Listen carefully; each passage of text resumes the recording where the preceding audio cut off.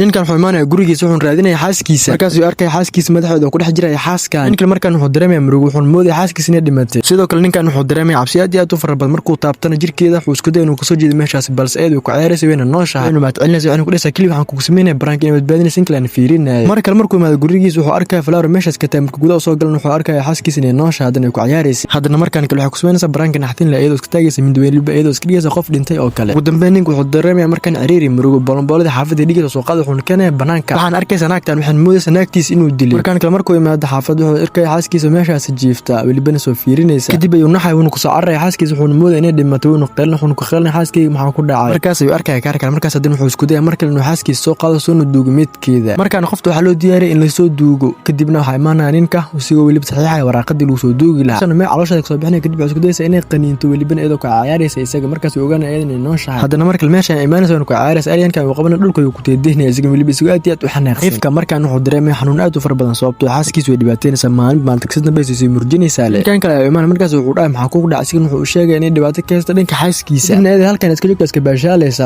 yani waxaas dhan kama qasna caadi ay la tahay ayada markaan kale wuxuu ku soo dhaweynaysaa gabadha qaabka Egyptian ka kale guriga markuu yimaado adigana daawada ilaa muuqaalkana like inoo saarto